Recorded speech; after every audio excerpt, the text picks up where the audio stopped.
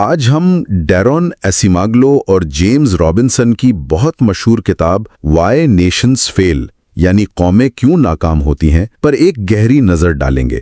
ہمارے ایک سامع نے خاص طور پر کہا تھا کہ اس کتاب کے مرکزی خیالات، خاص کر چیپٹرز 4 سے 7 کا نچوڑ کوئی 15 منٹ میں سمجھایا جائے۔ جی تو آج کوشش یہی ہوگی۔ یہ کتاب ایک بہت ہی بنیادی سوال اٹھاتی ہے کہ آخر کیوں کچھ ممالک اتنے امیر ہیں اور باقی اتنے غریب؟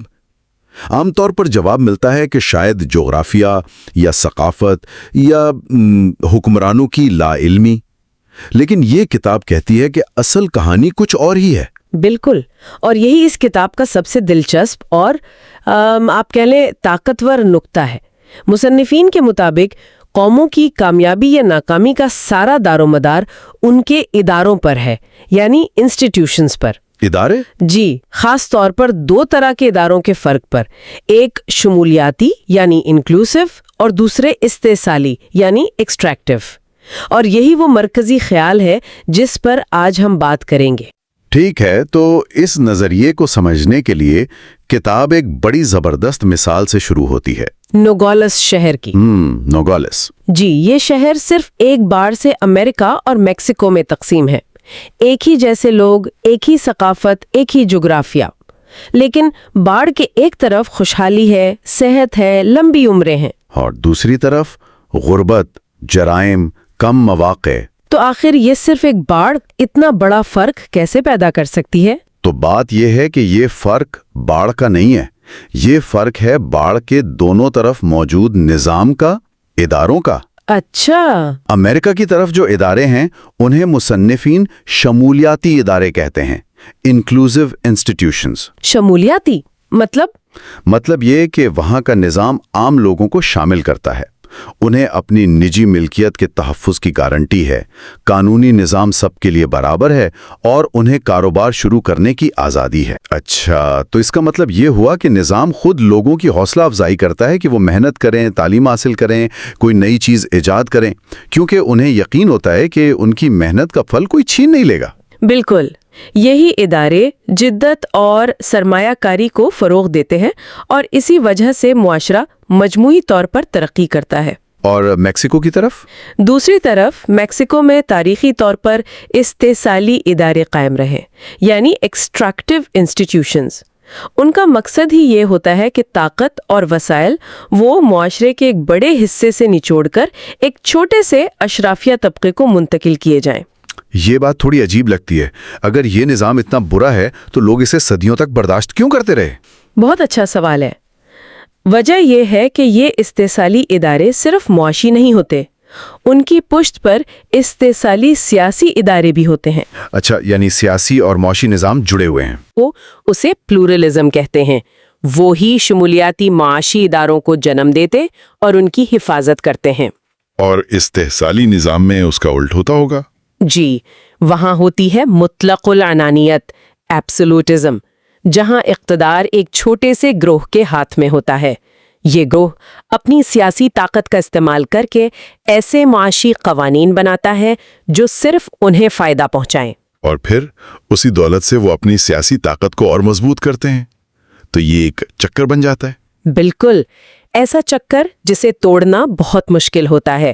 اچھا، اگر یہ ادارے اتنے اہم ہیں تو پھر سوال یہ پیدا ہوتا ہے کہ کوئی ملک اچھے اداروں والا اور کوئی برے اداروں والا کیسے بن گیا؟ کیا یہ صرف قسمت کا کھیل تھا؟ نہیں، کتاب کے مطابق یہ قسمت نہیں بلکہ تاریخ کے نازک موڑوں یعنی کریٹیکل جنکچرز اور ان موڑوں پر موجود معمولی فرق اسمال ڈفرینسز کا نتیجہ ہے۔ نازک موڑ اور معمولی فرق، یہ دلچسپ لگ رہا ہے۔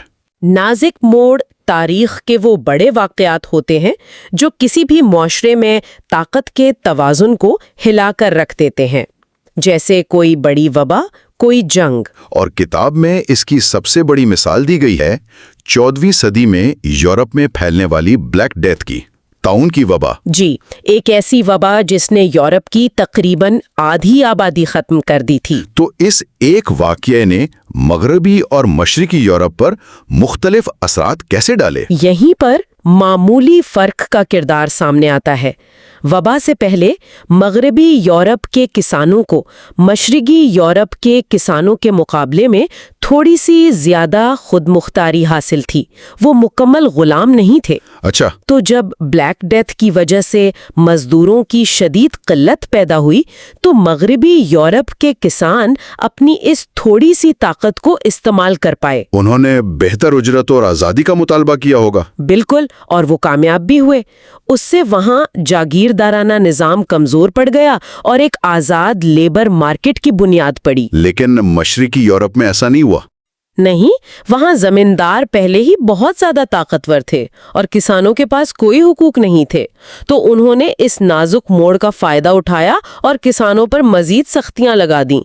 مطلب انہیں مزید غلام بنا لیا۔ جی، جسے تاریخ میں دوسری غلامی یعنی سیکنڈ سرفڈم کہا جاتا ہے۔ واہ، یعنی ایک ہی وبا نے یورپ کے ایک حصے کو آزادی کی طرف اور دوسرے کو مزید غلامی کی طرف دھکیل دیا۔ بالکل، اور یہی منطق، یہی لاجک شمالی اور جنوبی امریکہ کی نوآبادیات پر بھی لاگو ہوتا ہے۔ وہ کیسے؟ جب ہسپانی میکسیکو اور پیرو پہنچے تو انہیں وہاں ایزٹیک اور انکا جیسی گنجان آباد تہذیبیں ملی۔ وہاں استحصال کے نظام جیسے جبری مشقت پہلے سے موجود تھے۔ تو ہسپانیوں نے بس آ کر پرانے حکمرانوں کی جگہ لے لی اور اسی استحصالی نظام کو اپنے فائدے کے لیے استعمال کرنا شروع کر دیا۔ جی ہاں، انہوں نے پہلے سے موجود نظام پر قبضہ کر لیا اور اسے میتا اور اینکومیڈا جیسے اداروں کے ذریعے مزید سخت بنا دیا تاکہ زیادہ سے زیادہ سونا اور چاندی نچوڑ سکیں۔ لیکن شمالی امریکہ میں جب انگریز پہنچے تو صورتحال بالکل مختلف تھی۔ وہاں انہیں کم آبادی والے علاقے ملے، کوئی بڑا مرکزی نظام تھا ہی نہیں جسے وہ استعمال کر سکتے۔ تو ان کی ہسپانوی ماڈل کی نقل کرنے کی کوشش ناکام ہو گئی۔ بری طرح ناکام ہوئی۔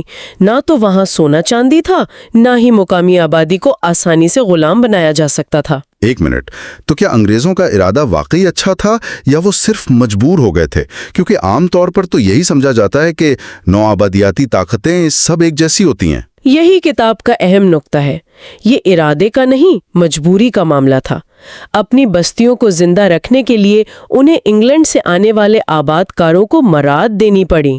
کیسی مراد؟ انہیں ہیڈ رائٹ سسٹم کے تحت زمین دی گئی اور جنرل اسمبلی کے ذریعے سیاسی نمائندگی کا حق دیا گیا، اور انہی مراد نے آگے چل کر امریکہ میں ان شمولیاتی اداروں کی بنیاد رکھی۔ تو مطلب یہ ہوا کہ تاریخ میں کچھ چھوٹے حادثات یا حالات کا فرق مستقبل میں بہت بڑے پیمانے پر اچھے یا برے نتائج کا باعث بن سکتا ہے۔ جی، اور کتاب کہتی ہے کہ ایک بار جب کوئی ملک کسی راستے پر چل پڑتا ہے تو وہ اسی پر قائم رہتا ہے۔ اسے شیطانی چکر اور رحمانی چکر کہا گیا ہے۔ اس پر تھوڑی بات کرتے ہیں۔ رحمانی چکر یا ورچوئس سرکل کا مطلب ہے کہ شمولیاتی ادارے خود کو وقت کے ساتھ مزید مضبوط کرتے ہیں۔ اس کی بہترین مثال انگلینڈ ہے۔ 1688 کے شاندار انقلاب نے پارلیمنٹ کو بادشاہ سے زیادہ طاقتور بنا دیا۔ صحیح۔ اس مضبوط پارلیمنٹ نے پھر ایسے معاشی ادارے بنائے جنہوں نے نجی ملکیت کو تحفظ دیا اور اجارہ داریوں کو ختم کیا۔ اور انہی اداروں نے پھر صنعتی انقلاب کی راہ ہموار کی جس نے انگلینڈ کو دنیا کی سب سے بڑی طاقت بنا دیا۔ تو ایک اچھا سیاسی قدم مزید اچھے معاشی نتائج لایا۔ اور ان نتائج نے سیاسی نظام کو مزید مضبوط کیا۔ یہ ایک مثبت فیڈ بیک لوپ بن گیا۔ بالکل۔ اور شیطانی چکر اس کا الٹ ہوگا۔ جی، وشس سرکل اس کا بالکل الٹ ہے۔ استحصالی ادارے بھی خود کو اسی طرح مضبوط کرتے ہیں۔ اشرافیہ اپنی سیاسی طاقت کا استعمال کر کے دولت بناتی ہے، اور پھر اسی دولت سے اپنی سیاسی طاقت کو خریدتی ہے تاکہ کوئی انہیں چیلنج نہ کر سکے۔ بالکل۔ اس کی کوئی مثال؟ کتاب میں افریقی ملک سیرا لیون کی ایک بہت تلخ مثال دی گئی ہے۔ جب ملک نے برطانیہ سے آزادی حاصل کی تو لوگوں کو امید تھی کہ اب حالات بہتر ہوں گے، لیکن نئے حکمران سیاکا سٹیونز نے برطانوی دور کے استحصالی اداروں کو ختم کرنے کی بجائے انہیں اپنے مخالفین کو کچلنے اور خود کو امیر کرنے کے لیے پہلے سے بھی زیادہ سختی سے استعمال کیا۔ تو آزادی کے بعد بھی عوام کے لیے کچھ نہیں بدلا، صرف استحصال کرنے والے چہرے بدل گئے۔ جی، بلکہ حالات مزید خراب ہو گئے اور ملک خانہ جنگی اور تباہی کا شکار ہو گیا۔ یہ اولیگارکی کے آئینے قانون یعنی آئرن لا آف اولیگارکی کی ایک بہترین مثال ہے، جہاں انقلابات اکثر ایک ظالم حکمران کی جگہ دوسرا ظالم حکمران لے آتے ہیں۔ یہ تو بہت مایوس کن بات ہے۔ मतलब जो ममालिक इस शैतानी चक्कर में फंस गए हैं उनके लिए कोई उम्मीद ही नहीं। नहीं, किताब ये नहीं कहती कि तब्दीली नामुमकिन है। वो कहते हैं कि ये बहुत मुश्किल है, लेकिन हो सकती है। इसके लिए क्या चाहिए होता है? इसके लिए आमतौर पर दो चीज़ों का एक साथ होना ज़रूरी है। एक तो कोई नाजुक मोड़ जो मौजूदा अशराफिया की ताकत को कमज़ोर कर दे, और दूसरा तब्दीली लाने के लिए एक वसीउल बुनियाद इत्तेहाद का बनना। एक ब्रॉड कॉलिशन, इसकी कोई कामयाब मिसाल भी है? बोत्सवाना की मिसाल दी जाती है, जो अफ्रीका में एक कामयाबी की कहानी है। नौआबादियात के नाजुक मोड़ पर उनके रहनुमाओं ने बड़ी दानिशमंदी से मुज़ाकरात किए, और आज़ादी के बाद जब वहाँ हीरे दरियाफ्त हुए जो अक्सर अफ्रीकी ममालिक के लिए एक लानत साबित हुए हैं। जी, जिसे रिसोर्स कर्स कहते हैं। बिल्कुल। तो बोत्सवाना की क़यादत ने इस दौलत को अपनी जेबें भरने के बजाय तालीम, सेहत और सड़कों जैसे शमूलियाती इदारों की तामीर पर खर्च किया। और चीन की मिसाल भी बहुत दिलचस्प है। उसने भी तो पिछले 40 सालों में करोड़ों लोगों को गुर्बत से निकाला है। क्या वो शैतानी चक्कर से निकल आया है? चीन एक बहुत पेचीदा और अहम केस है। माओ की मौत के बाद डेंग शाओपिंग ने मईशत में कुछ शमूलियाती अनासिर मुतारिफ करवाए। उन्होंने मार्केट को खोला, जिससे चीन ने बेमिसाल तरक्की की। लेकिन ये सिर्फ मुआशी इदारों में तब्दीली थी। सियासी इदारे तो वैसे ही इस्तेसाली ही रहे हैं ना? बिल्कुल। चीन के सियासी इदारे आज भी मुकम्मल तौर पर इस्तेसाली हैं। तमाम ताकत कम्युनिस्ट पार्टी के एक छोटे से गिरोह के हाथ में है। किताब इसे इस्तेहसाली इदारों के तहत तरक्की कहती है, यानी ग्रोथ अंडर एक्सट्रैक्टिव इंस्टीट्यूशंस। अच्छा। ये तरक्की उस वक्त तक तो बहुत तेज हो सकती है जब तक आप दूसरे ममालिक की टेक्नोलॉजी दरामद कर रहे हो। लेकिन क्या ये तरक्की पायदार है? मुसन्निफीन का तर्क है कि नहीं। तवील मुद्दती और पायदार तरक्की के लिए मुसलसल जिद्दत की जरूरत होती है, इनोवेशन की। उसके लिए तख्लीकी तबाही यानी क्रिएटिव डिस्ट्रक्शन की जरूरत होती है, जहां नई टेक्नोलॉजीज और नए कारोबार पुरानों की जगह लेते हैं। और ये अमल इस्तेसाली सियासी इदारों के लिए एक बहुत बड़ा खतरा होता है। जी, क्योंकि ये कायम शुदा अशराफिया के माशी और सियासी मफादात को चैलेंज करता है, इसलिए वो इसे रोकने की हर मुमकिन कोशिश करते हैं। तो इनके मुताबिक अगर चीन ने सियासी इस्लाहात ना की तो उसकी माशी तरक्की भी एक वक्त पर आकर रुक जाएगी। जी, किताब का यही मरकजी नुक्ता है कि देर पा खुशहाली के लिए शमूलियती माशी और शमूलियती सियासी इदारे दोनों लाज़िम व मलजूम हैं। तो अगर हम आज की गुफ्तगू का खुलासा करें, कौमें क्यों नाकाम होती हैं का बुनियादी जवाब यह है कि सब कुछ इदारों का खेल है। ये जुग्राफिया या सकाफत का मामला नहीं, बल्कि इस बात का है कि मुल्क का सियासी और माशी निज़ाम कैसा है। जी हाँ, मरकजी सवाल बस इतना है कि क्या किसी माशरे में ऐसे इदारे हैं जो अक्सरियत को बाइख्तियार बनाते हैं, उन्हें अपनी सलाहियतों को इस्तेमाल करने का मौका देते हैं, या फिर ऐसे इदारे हैं जो सिर्फ चंद लोगों की जेबें भरने के लिए बनाए गए हैं और कौमों का रास्ता तारीख के नाजुक मोड़ों और छोटे छोटे इत्तेफाकी फ़र्कों से बनता है जो वक्त के साथ बढ़ते जाते हैं। आमराना हुकूमत के तहत होने वाली तरक्की पायदार नहीं हो सकती। तो इस पर गौर करने के लिए एक सोच ये है कि अगर सियासी इदारे मजीद शमूलियाती नहीं बनते तो क्या माशी तरक्की का रुक जाना वाकई यकीनी है, और वो कौन सा नाजुक मोड़ हो सकता है जो चीन में सियासी तब्दीली पर मजबूर कर दे, और अगर ऐसा हुआ तो इसके असरात बाकी दुनिया के लिए क्या होंगे। आज हम एक बहुत ही कमाल की किताब पर बात कर रहे हैं, डैरन एसी माग्लो और जेम्स रॉबिन्सन की व्हाई नेशंस फेल। और इस किताब का जो बुनियादी सवाल है ना, वो बहुत सादा लेकिन बहुत गहरा है। आखिर ऐसा क्यों है कि दुनिया के कुछ ममालिक नाकाबिले यकीन हद तक अमीर और कामयाब हैं, जबकि दूसरे गरीब और नाकाम रह जाते हैं? ये सवाल कोई नया नहीं है, लेकिन किताब जिस मिसाल से शुरू होती है वो वाकई सोचने पर मजबूर कर देती है। बिल्कुल, नोगालिस शहर की मिसाल। ये एक ही शहर है जिसे अमेरिका मेक्सिको की सरहद पर लगी एक बाढ़ दो हिस्सों में काट देती है। हाँ, एक तरफ नोगालिस एरिज़ोना अमेरिका में, और दूसरी तरफ नोगालिस सोनोरा मेक्सिको में। और हैरत की बात यह है कि वहाँ मौसम एक जैसा है, लोगों की सकाफत, नस्ल, सब कुछ तकरीबन एक जैसा है। जी, लेकिन बाढ़ के एक तरफ अमरीकी हिस्से में लोगों की औसत आमदनी ने कोई $30,000 सालाना, वहाँ सेहत है, तालीम है, जमहूरियत है। कानून का राज है। जबकि बाढ़ से चंद कदम दूर मैक्सिकन हिस्से में आमदनी उसका 1/3 है, जराइम बहुत ज़्यादा हैं, सेहत का निज़ाम नाकिस है। ये कैसे मुमकिन है? मतलब एक बाढ़ इतना बड़ा फ़र्क कैसे पैदा कर सकती है? और यही इस पूरी किताब का मरकजी नुक्ता है। मुसन्निफीन कहते हैं कि ये फ़र्क ना जोग्राफिया की वजह से है, ना सकाफत की वजह से, और ना इस वजह से कि लीडरों को पता नहीं कि क्या करना है। बिल्कुल नहीं। असल वजह, और वो लफ्ज़ जो इस किताब में बार बार आएगा, वो है इदारे, यानी इंस्टीट्यूशंस। इदारे, इंस्टीट्यूशंस? अच्छा, तो इससे क्या मुराद है? क्या हम स्कूलों, अस्पतालों, ऐसी चीज़ों की बात कर रहे हैं? इससे भी ज्यादा वसी मानों में। देखें, इदारे यानी वो असूल और ज़ाब्ते जो एक मुआशरा खुद पर लागू करता है। ये खेल के असूलों की तरह है। बाढ़ के शुमाल में अमेरिका में शमूलियाती इदारे या इंक्लूसिव इंस्टीट्यूशंस हैं। शमूलियाती? जी, जो हर शहरी को माशी सरगर्मियों में हिस्सा लेने की इजाज़त देते हैं, उनकी निजी अमलाक की हिफाजत करते हैं और उन्हें आगे बढ़ने के बराबर मौके फराहम करते हैं। ठीक है। जबकि बाढ़ के जनूब में हैं इस्तेहसाली इदारे, एक्सट्रैक्टिव इंस्टीट्यूशंस, जिनका मकसद ही एक छोटी सी ताकतवर अशराफिया को फ़ायदा पहुंचाना होता है, बाकी अवाम की कीमत पर। अच्छा, तो किताब ये कह रही है कि वो तमाम पुराने नज़रियात, जैसे गर्म मौसम लोगों को सुस्त बनाता है या कुछ सकाफ़तें मेहनत के खिलाफ हैं, वो सब गलत हैं? बिल्कुल। किताब इनको वो नज़रियात जो काम नहीं करते कहती है। यानी पहले बाकी सबको रद्द करना है? जी। सबसे पहले जोग्राफिया का नज़रिया आता है। ये नज़रिया तो सदियों पुराना है कि गर्म मुलाकों के मुमालिक गरीब होते हैं। हाँ, ये मैंने भी सुना है। लेकिन नोगालिस की मिसाल तो इसे रद्द करती ही है, मगर मुसन्निफीन एक और ज़बरदस्त सबूत पेश करते हैं।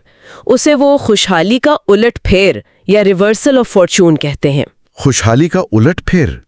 ये तो बहुत दिलचस्प लग रहा है। क्या मतलब है इसका? इसका मतलब ये है कि अगर आप 1500 ईस्वी में दुनिया को देखते तो आज के गरीब मुमालिक जैसे मेक्सिको और पेरू, जहां एज़टेक और इनका तहजीबें थीं, बिल्कुल, वो शुमाली अमेरिका, कनाडा और ऑस्ट्रेलिया से कहीं ज्यादा अमीर और तरक्की याफ्ता थे। वाह! ज्योग्राफी तो पिछले 500 साल में नहीं बदला, लेकिन खुशहाली की जगह बदल गई। जो पहले अमीर थे वो आज निस्बतन गरीब है, और जो गरीब थे वो आज दुनिया के अमीर तरीन मुमालिक में शामिल हैं। ये तो वाकई जोग्राफाई नजरिए के ताबूत में आखिरी कील है। जी। अच्छा, और सकाफत वाले नजरिए का क्या? ये तो आज भी बहुत सुनने को मिलता है कि कुछ कौमें अपनी अकदार की वजह से पीछे रह जाती हैं। किताब इसे भी एक बहुत ही ताकतवर मिसाल से रद्द करती है, शुमाली और जनूबी कोरिया। ओह, ये तो बेहतरीन मिसाल है। 1950 की दहाई की जंग से पहले ये एक ही मुल्क था। एक जुबान, एक सकाफत, एक तारीख, सब कुछ एक जैसा। सही। लेकिन आज जनूबी कोरिया दुनिया की मुआशी ताकत है और शुमाली कोरिया कहत और गुर्बत का शिकार है। फर्क सकाफत का तो नहीं हो सकता। फर्क इदारों का है।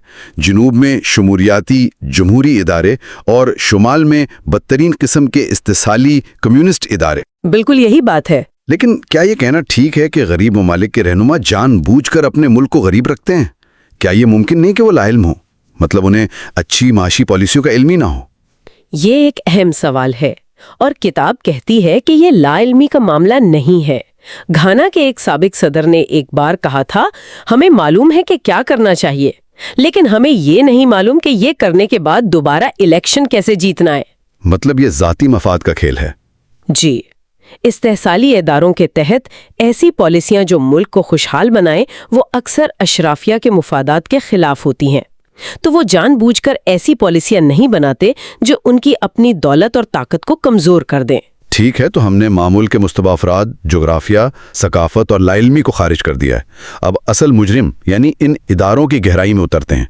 आपने शुमूलियाती और इस्तेसाली का जिक्र किया, लेकिन ये इक्तिसादी और सियासी सतह पर कैसे काम करते हैं? याती इक्तिसादी इदारे चंद बुनियादी चीज़ों को यकीनी बनाते हैं।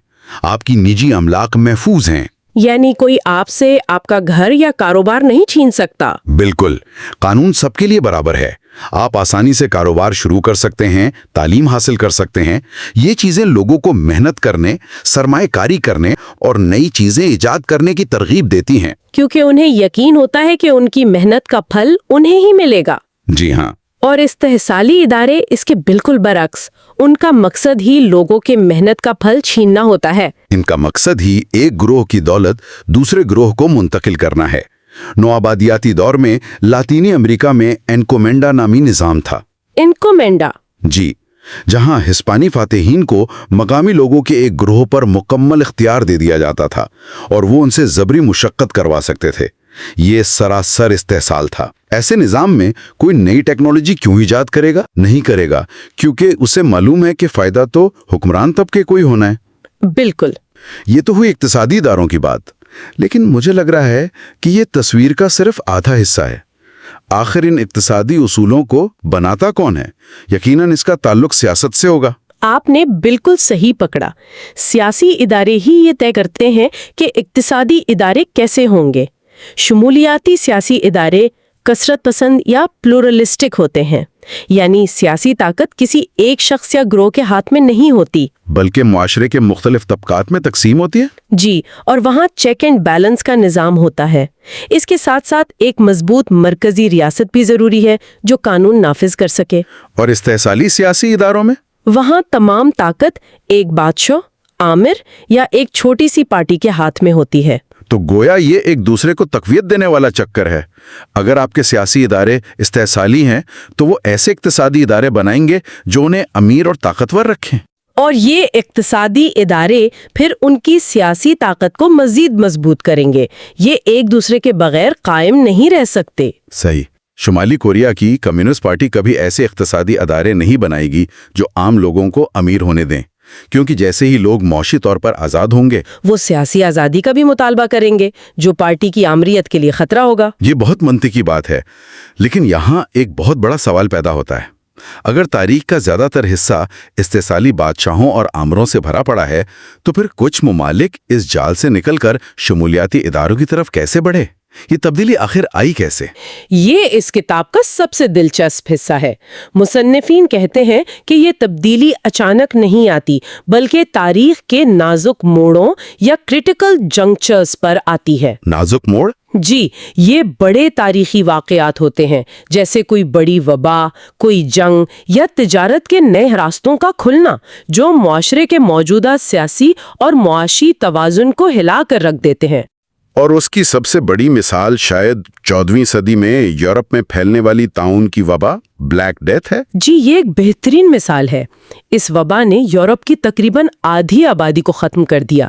اب یہ ایک بہت بڑا نازک موڑ تھا۔ اور اس کے نتائج ہر جگہ مختلف نکلے؟ بالکل مختلف۔ مغربی یورپ میں جیسے انگلینڈ، وبا سے پہلے ہی کسانوں کو تھوڑی بہت آزادی حاصل تھی اور جاگیردارانہ نظام کمزور پڑ رہا تھا۔ جب آبادی کم ہوئی تو مزدوروں کی مانگ بڑھ گئی، تو کسانوں کو اپنی اہمیت کا اندازہ ہو گیا۔ جی، اور وہ بہتر اجرت اور مزید حقوق کا مطالبہ کرنے کی پوزیشن میں آ گئے۔ اس نے جاگیرداری کی کمر توڑ دی اور شمولیاتی اداروں کی طرف سفر کا آغاز کیا۔ لیکن مشرقی یورپ میں ایسا نہیں ہوا، حالانکہ وبا تو وہاں بھی آئی تھی۔ وہاں حالات مختلف تھے۔ مشرقی یورپ میں کسان پہلے سے ہی بہت زیادہ کمزور تھے۔ جب آبادی کم ہوئی تو جاگیرداروں نے اس موقع کا فائدہ اٹھا کر کسانوں پر مزید سختیاں مسلط کر دیں اور ایک نئے قسم کی غلامی نافذ کر دی جسے دوسری غلامی کہتے ہیں۔ بالکل، ایک ہی نازک موڑ نے دو خطوں کو بالکل مختلف راستوں پر ڈال دیا۔ یہ تو ایک بہت بڑا ڈومینو ایفیکٹ ہے۔ ایک اور شاندار مثال 16ویں صدی میں اٹلانٹک تجارت کا آغاز ہے۔ امریکہ کی دریافت؟ جی، اس نے تجارت کے نئے راستے کھول دیے۔ انگلینڈ میں جہاں بادشاہ کی طاقت پارلیمنٹ کی وجہ سے پہلے ہی کچھ محدود تھی، تاجروں اور نئے طبقوں نے اس تجارت سے بے پناہ دولت کمائی۔ تو وہ مزید طاقتور ہو گئے اور انہوں نے بادشاہ کے اختیارات کو مزید چیلنج کیا۔ اس کا نتیجہ 1688 کے شاندار انقلاب یعنی گلوریس ریولوشن کی صورت میں نکلا، جس نے پارلیمنٹ کی بالادستی قائم کی۔ اور اسپین میں وہاں تو بادشاہ کی طاقت مطلق تھی۔ بالکل، تو وہاں بادشاہ نے تجارت پر اپنی اجارہ داری قائم کر لی۔ ساری دولت شاہی خاندان کے پاس گئی، جس نے بادشاہت کو مزید مضبوط کیا اور ملک استحصالی راستے پر ہی چلتا رہا۔ تو اس کا مطلب ہے کہ ایک بار جب کوئی ملک ایک راستے پر چل پڑتا ہے، چاہے وہ اچھا ہو یا برا، تو پھر اسی پر چلتا رہتا ہے۔ جی ہاں، کتاب اسے خوش آئندہ چکر اور منحوس چکر کہتی ہے۔ سنو بال ایفیکٹ کی طرح۔ بالکل، شمولیاتی ادارے خود کو مزید مضبوط کرتے ہیں۔ جب طاقت وسیع پیمانے پر تقسیم ہو، آزاد میڈیا ہو، تو کسی ایک گروہ کے لیے پورے نظام پر قبضہ کرنا بہت مشکل ہو جاتا ہے۔ اور منحوس چکر میں اس کا الٹ ہوتا ہے، جو خود کو قائم رکھتا ہے۔ یہ تو بہت مایوس کن بات لگتی ہے۔ تو منحوس چکر میں استحصالی ادارے بھی خود کو قائم رکھتے ہیں۔ اشرافیہ اپنی دولت اور طاقت کو ان اداروں کو بچانے کے لیے استعمال کرتی ہے جو انہیں فائدہ پہنچاتے ہیں۔ اور جب انقلاب آتے بھی ہیں تو اکثر ایک استحصالی گروہ کو ہٹا کر دوسرا آ جاتا ہے۔ جی، اسے اولیگارکی کا آئرن قانون کہتے ہیں۔ نوآبادیات سے آزادی کے بعد افریقہ کے کئی ممالک میں یہی ہوا۔ ٹھیک ہے، یہ سب ایک بہت ہی واضح تسلی پیش کرتا ہے، لیکن یہاں ایک بڑا لیکن ہے۔ ایک ایسی مثال جو اس پورے نظریے کو چیلنج کرتی نظر آتی ہے، چین۔ اور ماضی میں سوویت یونین۔ جی بالکل، یہ تو بظاہر استحصالی اداروں کی بہترین مثالیں ہیں، لیکن انہوں نے تو تاریخ کی تیز ترین معاشی ترقی کی ہے۔ کتاب اس تضاد کو کیسے حل کرتی ہے؟ یہ ایک زبردست سوال ہے، اور کتاب اس کو نظر انداز نہیں کرتی۔ وہ تسلیم کرتے ہیں کہ استحصالی اداروں کے تحت بھی ترقی ممکن ہے، لیکن اس کی ایک خاص قسم اور حد ہوتی ہے۔ اچھا؟ دیکھیں، استحصالی حکومتیں اپنی مطلق طاقت استعمال کرتے ہوئے وسائل کو کم پیداواری شعبوں جیسے زراعت سے نکال کر کے زیادہ پیداواری شعبوں جیسے صنعت میں جھونک سکتی ہیں۔ سوویت یونین نے یہی کیا اور تیزی سے صنعتی طاقت بن گیا۔ اور چین پچھلی 40 سال سے یہی کر رہا ہے؟ بالکل۔ تو پھر مسئلہ کیا ہے؟ اگر ترقی ہو رہی ہے تو یہ نظام برا کیوں ہے؟ یہ پائیدار کیوں نہیں ہوتی؟ یہ ترقی اس لیے پائیدار نہیں ہوتی کیونکہ یہ تخلیقی تباہی یعنی کریٹو ڈسٹرکشن پر مبنی نہیں ہوتی۔ تخلیقی تباہی، یہ بہت طاقتور اصطلاح ہے۔ اس کا مطلب ہے کہ ترقی کے لیے پرانی چیزوں کو تباہ کرنا پڑتا ہے؟ جی، اس کا مطلب یہ ہے کہ نئی ٹیکنالوجی پرانی کو ختم کرتی ہے، نئی کمپنیاں پرانی کی جگہ لیتی ہیں، نئے آئیڈیاز پرانے طریقوں کو چیلنج کرتے ہیں۔ اور مسئلہ یہ ہے کہ تخلیقی تباہی صرف معیشت کو ہی نہیں بدلتی، یہ سیاسی طاقت کے توازن کو بھی بگاڑ دیتی ہے۔ نئے امیر لوگ، نئے آئیڈیاز، یہ سب حکمران اشرافیہ کے لیے خطرہ ہے۔ تو وہ اس سے ڈرتے ہیں اور اسے روکنے کی کوشش کرتے ہیں۔ بالکل۔ کتاب میں ولیم لی کی 1589 کی ایک شاندار مثال ہے۔ اس نے ایک نیٹنگ مشین ایجاد کی جو ہاتھ سے کہیں زیادہ تیزی سے کپڑا بنا سکتی تھی۔ زبردست۔ لیکن جب وہ اسے ملکہ ایلیزابتھ اول کے پاس لے کر گیا تو ملکہ نے اسے پیٹنٹ دینے سے انکار کر دیا۔ کیا؟ کیوں؟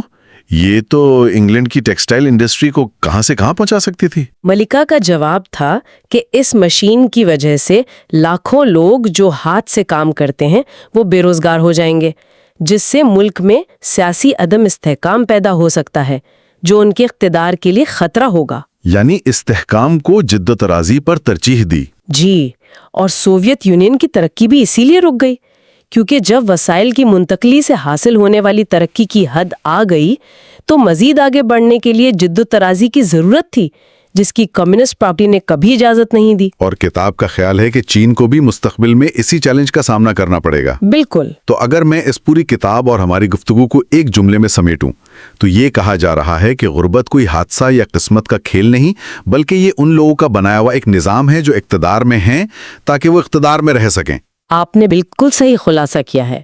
کامیابی اور ناکامی کی جڑیں ہمارے بنائے ہوئے سیاسی اور اقتصادی اداروں میں ہیں۔ اور یہ کوئی پتھر پر لکھی لکیر نہیں ہے۔ بالکل نہیں، یہی سب سے اہم بات ہے کہ یہ کوئی تقدیر کا لکھا نہیں ہے۔ تاریخ ہمیں بتاتی ہے کہ ادارے بدلے جا سکتے ہیں، لیکن یہ تبدیلی آسان نہیں ہوتی۔ اس کے لیے اکثر نازک موڑوں اور معاشرے کے اندر موجود وسیع اتحاد کی ضرورت پڑتی ہے جو تبدیلی کا مطالبہ کرے۔ جی ہاں۔ تو یہ گفتگو ہمیں ایک بہت بڑے سوال پر چھوڑ جاتی ہے۔ آج کی دنیا کو دیکھتے ہوئے جہاں بہت سے ممالک اب بھی ان استحصالی نظاموں میں جکڑے ہوئے ہیں، سوال یہ ہے کہ کیا وہ اس منحوس چکر کو توڑنے کی صلاحیت رکھتے ہیں؟ اور اگر ہاں تو وہ کون سا اگلا نازک موڑ ہو سکتا ہے؟ کوئی نئی ٹیکنالوجی، کوئی ماحولیاتی بحران یا کوئی عالمی سیاسی تبدیلی جو اس تبدیلی کو جنم دے گا؟ آج ہم ایک بہت ہی بنیادی سوال پر بات کریں گے۔ کچھ قومیں اتنی امیر کیوں ہیں اور باقی اتنی غریب کیوں رہ جاتی ہیں؟ جی، اور یہ سوال اصل میں ہمیں دو بہت طاقتور تصورات کی طرف لے جاتا ہے۔ کون سے دو تصورات؟ ایک ہے مثبت چکر، جہاں کامیابی مزید کامیابی کو جنم دیتی ہے، اور دوسرا منفی چکر، جہاں ناکامی ایک ایسے گرداب میں پھنسا دیتی ہے جس سے نکلنا مشکل ہو جاتا ہے۔ اچھا، تو آئیے پہلے سوراخ سے شروع کرتے ہیں۔ یہ خوشحالی کا سفر شروع کیسے ہوا؟ مطلب صنعتی انقلاب تو برطانیہ میں ہوا، لیکن یہ خوشحالی باقی دنیا تک کیسے پہنچی؟ دیکھیں، یہ خود بخود نہیں پھیلی، اس کے لیے صحیح حالات کی ضرورت تھی، اور اس کی ایک بہت ہی حیران کن مثال آسٹریلیا ہے۔ آسٹریلیا؟ وہ تو آج ایک بہت امیر ملک ہے۔ بالکل، لیکن اس کی شروعات ایک جیل کے طور پر ہوئی تھی۔ یہ برطانیہ کی ایک سزائی کالونی تھی جہاں مجرموں کو بھیجا جاتا تھا۔ ایک جیل؟ تو پھر تو وہاں کا ابتدائی نظام بہت ہی، میرا مطلب ہے، جابرانہ ہوگا۔ سارا کنٹرول تو گارڈز اور افسروں کے پاس ہوگا۔ جی ہاں، بالکل۔ ابتدائی نظام مکمل طور پر استثالی تھا۔ ایک چھوٹی سی اشرافیہ، فوجی افسران ہر چیز پر قابض تھے، لیکن قیدیوں نے، اور جو سابق قیدی تھے، انہوں نے ہار نہیں مانی۔ اچھا؟ انہوں نے اپنے حقوق کے لیے ایک لمبی جدوجہد کی، جیسے جیوری کے ذریعے مقدمے کا حق، اور سب سے اہم زمین تک رسائی کا حق۔ تو انہوں نے ایک ایسے نظام کے خلاف جنگ لڑی جو صرف چند لوگوں کے لیے تھا، اور آہستہ آہستہ ایسے ادارے بنائے جو سب کے لیے تھے۔ انہی کو ہم شمولیتی ادارے کہتے ہیں، ٹھیک ہے؟ آپ نے بالکل صحیح پکڑا۔ انہوں نے اسکواٹرز نامی امیر زمینداروں کے خلاف مزاحمت کی اور آخرکار ایک زیادہ جمہوری نظام قائم کیا، اور یہی کلیدی نقطہ ہے۔ وہ کیا؟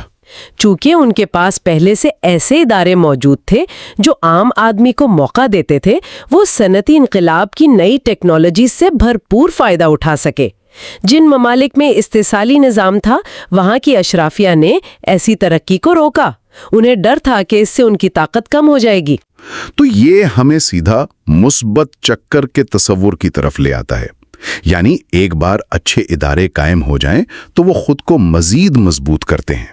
جی، وہ ایک فیڈ بیک لوپ بنا دیتے ہیں۔ لیکن کیا یہ واقعی اتنا آسان ہے؟ تاریخ تو ایسے طاقتور لوگوں سے بھری پڑی ہے جو قانون کو اپنی مرضی سے موڑ دیتے ہیں۔ آپ کا سوال بالکل درست ہے، اور یہ خود بخود نہیں ہوتا۔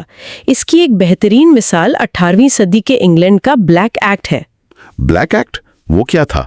بظاہر یہ ایک بہت سخت قانون تھا جو ان غریب لوگوں کے خلاف بنایا گیا تھا جو رات کو چہروں پر کالک مل کر امیروں کی زمینوں پر شکار کرتے تھے۔ تو پھر یہ ایک مثبت مثال کیسے ہوئی؟ یہ تو غریبوں پر ظلم کی طرح لگتا ہے۔ قانون سخت تھا، لیکن اصل بات یہ تھی کہ اسے نافذ کیسے کیا گیا۔ اس قانون کا اطلاق حیران کن طور پر منصفانہ تھا، یہاں تک کہ جب اشرافیہ کے لوگوں پر قانون توڑنے کا الزام لگا تو انہیں بھی سزائیں ہوئیں۔ اچھا۔ اس نے پورے معاشرے کو ایک پیغام دیا کہ قانون سب سے بالاتر ہے، چاہے آپ کتنے ہی طاقتور کیوں نہ ہوں۔ ایک گروہ کو پورے نظام پر قبضہ کرنے سے روک سکتے ہیں۔ بالکل، ہم نے یہی چیز امریکہ میں دیکھی جب 19ویں صدی کے آخر میں رابرٹ بیرنز یعنی ڈاکو نوابوں نے پوری صنعتوں پر قبضہ کر لیا تھا۔ جیسے اسٹینڈرڈ آئل؟ جی، اسٹینڈرڈ آئل جیسی کمپنیاں وہ بہت طاقتور ہو گئی تھیں، لیکن چونکہ نظام شمولیتی تھا، عوام نے شور مچایا اور حکومت کو ان بڑی کمپنیوں کو توڑنے کے لیے اینٹی ٹرسٹ قوانین بنانے پڑے۔ یہی مثبت چکر ہے۔ بالکل، ادارے عوام کو اتنا با اختیار بنا دیتے ہیں کہ وہ اشرافیہ کی طاقت کو چیلنج کر سکیں۔ تو ہم نے دیکھا کہ کامیابی کیسے مزید کامیابی لاتی ہے، لیکن اب اس کا دوسرا رخ، منفی چکر۔ کیا ایک ملک غربت کے ایسے جال میں پھنس سکتا ہے جس سے نکلنا تقریباً ناممکن ہو؟ بدقسمتی سے ایسا ہی ہوتا ہے، اور اس کی ایک دل دہلا دینے والی مثال سیرا لیون کی ہے۔ وہاں کی ایک کہانی کا عنوان ہے، اب آپ بوش شہر کے لیے ٹرین نہیں لے سکتے۔ ایک منٹ، کیا مطلب؟ اب آپ ٹرین نہیں لے سکتے؟ کیوں؟ کیا کوئی حادثہ ہوا تھا؟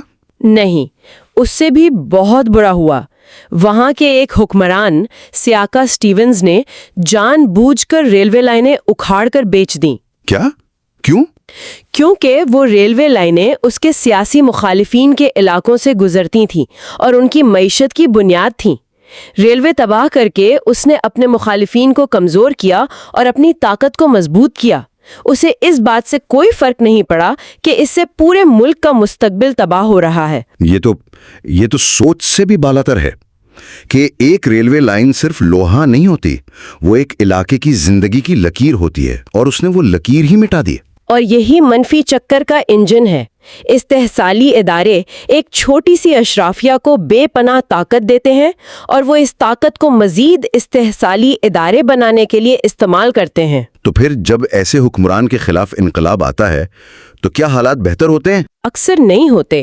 اس سے اولیگارکی کا آہنی قانون پیدا ہوتا ہے، یعنی جب انقلاب آتا ہے تو نئے رہنما اکثر موجودہ استحصالی نظام کو ختم نہیں کرتے بلکہ صرف اس کا کنٹرول سنبھال لیتے ہیں۔ مطلب صرف چہرے بدلتے ہیں، نظام نہیں؟ جی، ہم نے یہی سیئرا لیون میں دیکھا اور یہی ایتھوپیا میں ہوا۔ انقلاب اکثر صرف ایک ظالم کی جگہ دوسرے ظالم کو لے آتا ہے۔ اگلی کہانی تو بالکل ناقابل یقین ہے۔ سن 2000 میں زمبابوے میں قومی لاٹری کا انعام خود صدر رابرٹ موگابے نے جیتا۔ جی، یہ کوئی اتفاق نہیں تھا، یہ اس بات کا کھلا ثبوت تھا کہ پورا نظام صرف ایک شخص کے فائدے کے لیے بنایا گیا تھا۔ اور جب نظام اتنا کھوکھلا ہو جائے تو اس کا نتیجہ کیا نکلتا ہے؟ ریاست کی مکمل ناکامی۔ سیئرا لیون کی مثال دوبارہ دیکھیں۔ جب وہاں خانہ جنگی شروع ہوئی تو اس کی وجہ کوئی باغی گروہ نہیں تھا، اصل وجہ یہ تھی کہ ریاست اتنی کرپٹ ہو چکی تھی کہ وہ اپنے ملازمین کو تنخواہیں تک نہیں دے پا رہی تھی۔ ریاست اندر سے ختم ہو چکی تھی۔ تو آپ کہہ رہی ہیں کہ باغی ناکامی کی وجہ نہیں بلکہ ناکام ریاست کی علامت ہے؟ بالکل۔ جب ادارے صرف لوٹ مار کے لیے ہوں تو وہ معاشرے میں شدید عدم مساوات اور غصہ پیدا کرتے ہیں۔ پھر مختلف گروہ ریاست پر قبضے کے لیے آپس میں لڑنا شروع کر دیتے ہیں۔ یہ سب سن کر تو بہت مایوسی ہوتی ہے۔ کیا کوئی ملک اس منفی چکر کو توڑ بھی سکتا ہے؟ نہیں، صورتحال ہمیشہ مایوس کن نہیں ہوتی۔ کچھ ممالک اس روایت کو توڑنے میں کامیاب ہوئے ہیں اور ان کی کہانیاں بہت امید دیتی ہیں۔ سب سے نمایاں مثال بوٹسوانا کی ہے۔ بوٹسوانا افریقہ میں؟ یہ واقعی ایک معجزہ لگتا ہے۔ انہوں نے ایسا کیا کیا جو ان کے پڑوسی نہیں کر سکے؟ اصل موڑ تب آیا جب انگریزوں نے اس علاقے میں دلچسپی لی۔ 1895 میں وہاں کے 3 سرداروں نے ایک غیر معمولی قدم اٹھایا۔ وہ خود بحری جہاز میں بیٹھ کر لندن گئے۔ واہ، مطلب انہوں نے اپنی قسمت خود اپنے ہاتھ میں لے لی۔ جی، اور وہ ایک استحصالی کمپنی کے بجائے براہ راست برطانوی تحفظ حاصل کرنے میں کامیاب ہو گئے، جس نے انہیں بہت زیادہ لوٹ مار سے بچا لیا۔ اور آزادی کے بعد؟ آزادی کے بعد ان کے رہنماؤں نے ان بنیادوں پر تعمیر کرتے ہوئے حقیقی معنوں میں شمولیتی ادارے بنائے۔ انہوں نے ہیروں کی دولت کو عوامی خدمات، اسکول، سڑکیں، ہسپتال پر خرچ کیا۔ انہوں نے ایک مثبت چکر شروع کیا جو آج تک جاری ہے۔ امریکی جنوب کی کہانی بھی کچھ ایسی ہے، جہاں خانہ جنگی کے بعد ایک شدید استحصالی نظام دوبارہ قائم کر دیا گیا تھا۔ جی ہاں، اور وہ نظام تقریباً 1 صدی تک چلا۔ تبدیلی شہری حقوق کی تحریک سے آئی۔ جب روزا پارکس جیسی عام خواتین و حضرات نے اس نظام کو چیلنج کیا تو انہوں نے ایک ایسی تحریک کو جنم دیا جس نے آخرکار جنوبی اشرافیہ کی گرفت کو توڑا۔ اور چین کے بارے میں کیا خیال ہے؟ ماؤ کی موت کے بعد چین نے تو ناقابل یقین ترقی کی ہے۔ چین کا معاملہ بہت پیچیدہ ہے۔ ڈینگ شاؤ پنگ نے کمیونسٹ پارٹی کا سیاسی کنٹرول تو برقرار رکھا، لیکن معیشت میں انقلابی تبدیلیاں کی۔ انہوں نے مارکیٹ کی بنیاد پر مراعات متعارف کروائیں، جس سے پیداوار میں زبردست اضافہ ہوا۔ تو ان تمام کہانیوں کا خلاصہ کیا ہے؟ اگر ہم غربت کو ختم کرنا چاہتے ہیں تو کیا غیر ملکی امداد جیسے حل کام نہیں کرتے؟ زیادہ تر غیر ملکی امداد اس لیے ناکام ہوتی ہے کیونکہ وہ مسئلے کی جڑ تک نہیں پہنچتی، جو کہ سیاسی ادارے ہیں۔